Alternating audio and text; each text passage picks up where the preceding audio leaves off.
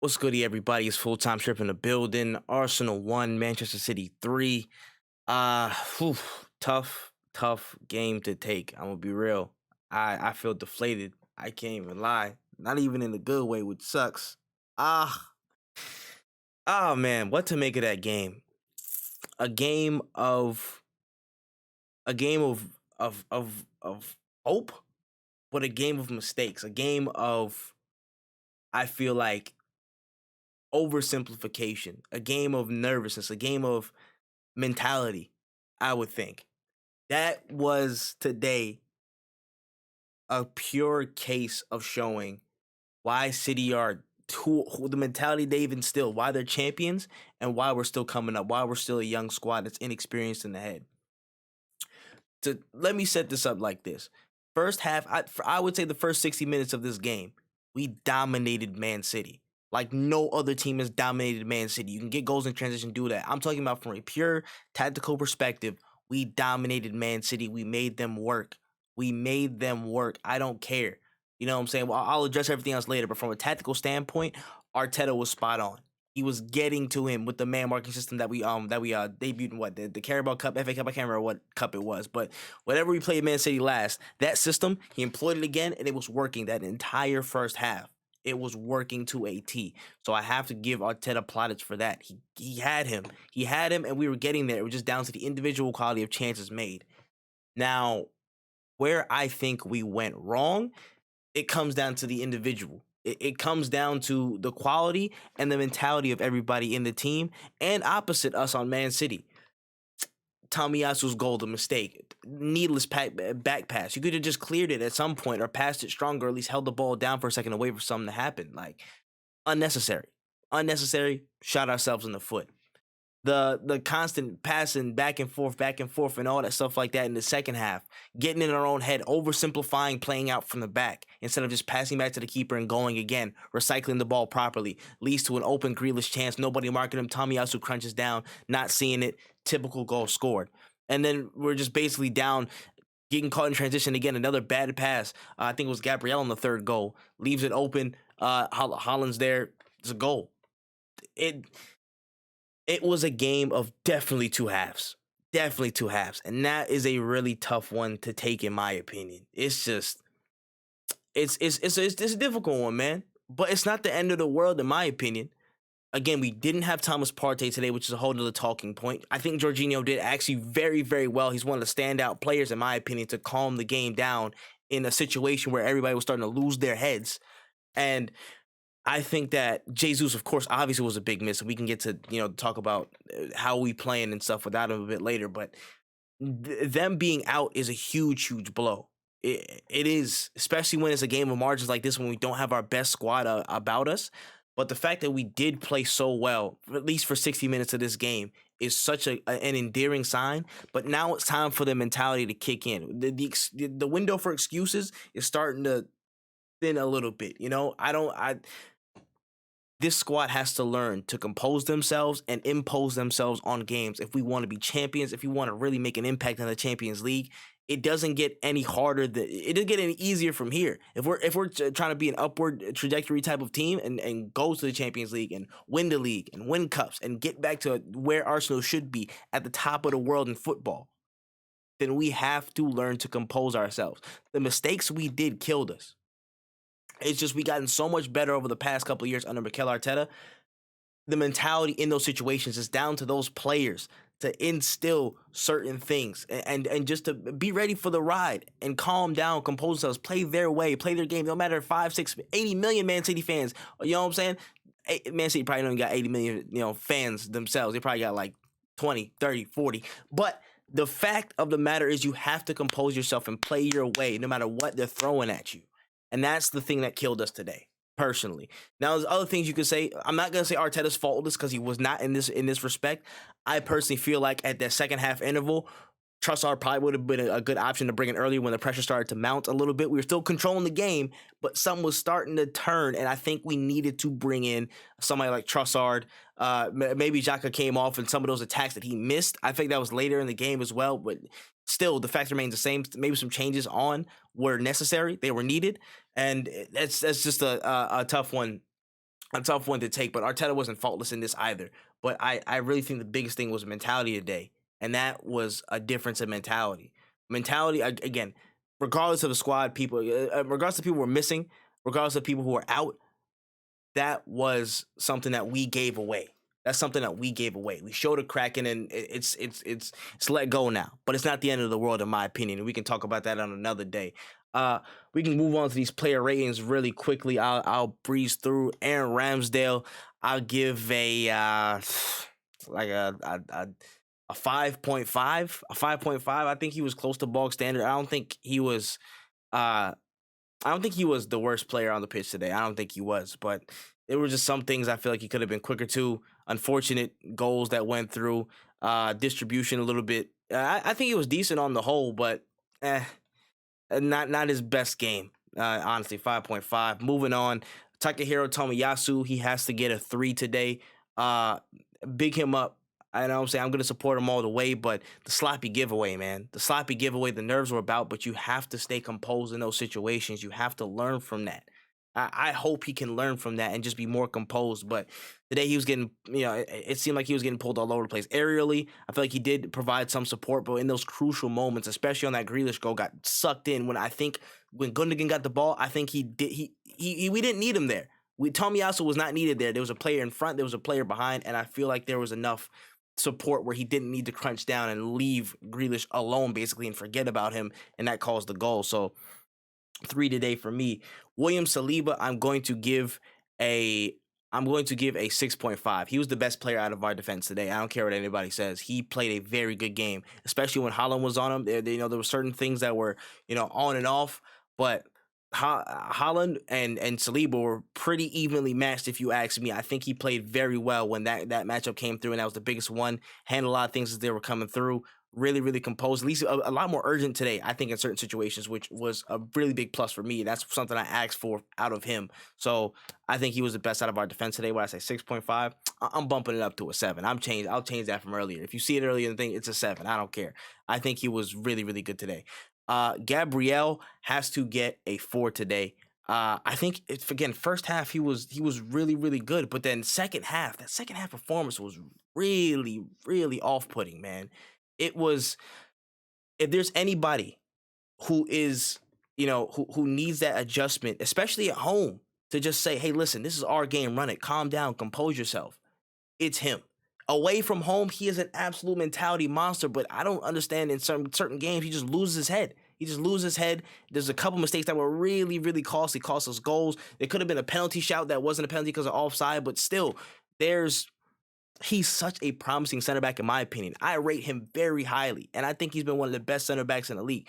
But the mistakes he makes in his mentality, I think the mentality and being calm in certain moments, that's the difference that he has to get to. He's young, he's got time, but I think he needs to start calming down and being a bit more secure with himself. Pass it back to the keeper if need be. Don't be too cute and do all that stuff. So I'll say a 4 for that.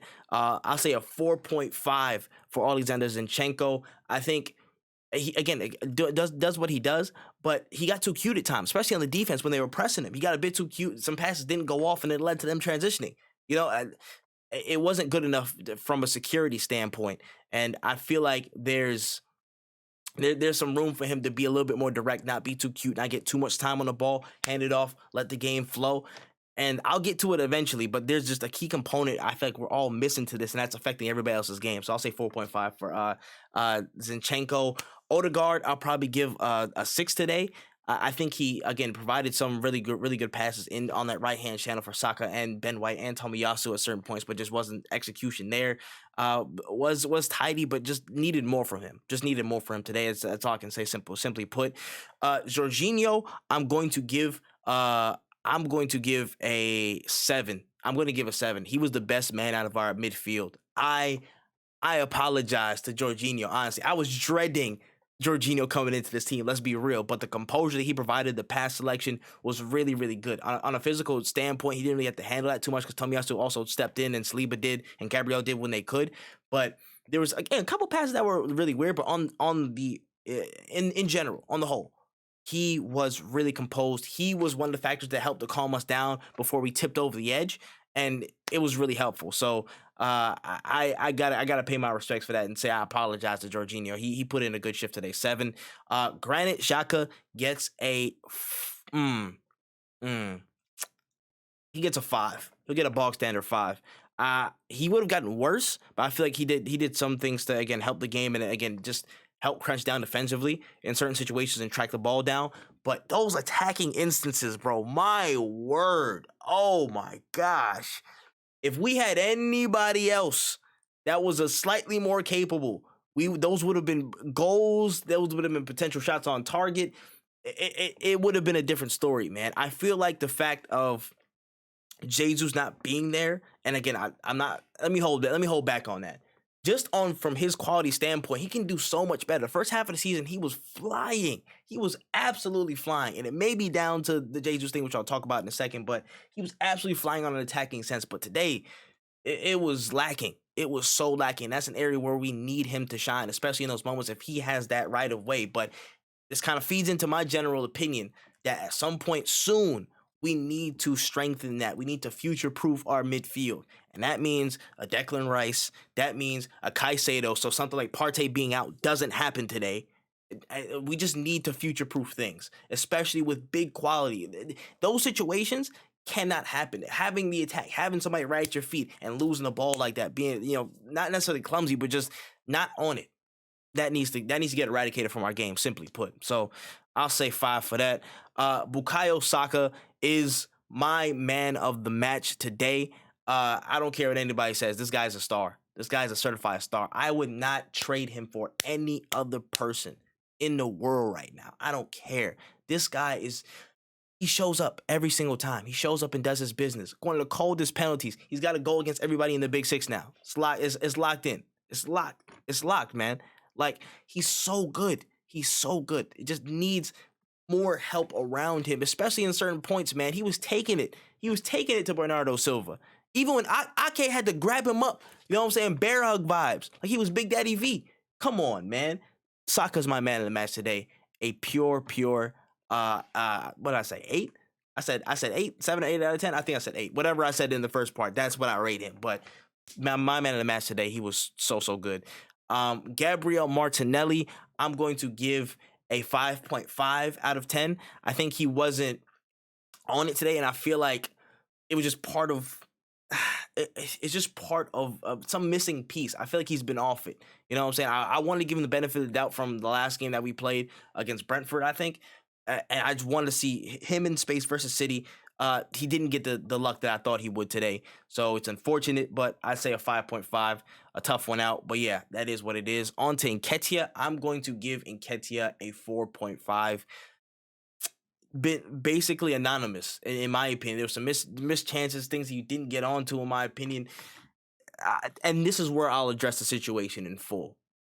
Jesus is so sorely missed. And that affects the striker position, that affects Martinelli, that affects Xhaka, that affects Zinchenko, that affects how Odegaard comes in and drops in. There's so much of our play that makes us literally a headache to deal with because of Gabriel Jesus that Nketiah can't provide. Now, I'm going to say this. I believe he's been footing the bill pretty well, but when it comes to these fine margin games where we need somebody to, again, be a bit of a live wire, be a bit of a question mark, be somebody that can pull people out of defensive lines, pull people out of the midfield, come deep, grab the ball, link up with anybody on any side. Gabriel Jesus is such a rare quality, I think, in football in general, that very few people have, that he can just come from anywhere and cause mayhem and link up with anybody and just create openings for everybody else to come into.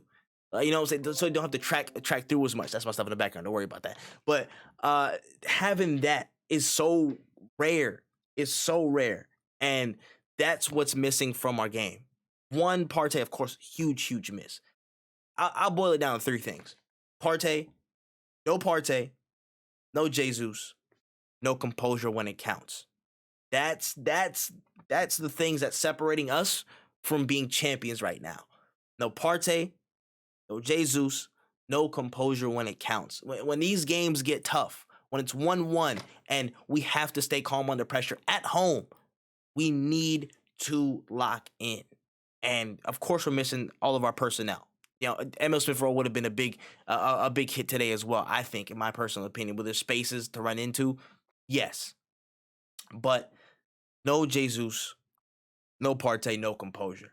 That's the problems that we have to address. Two of them will happen with time. One of them will happen with purely intentional effort. That's going to have to be a constant battle to become monsters.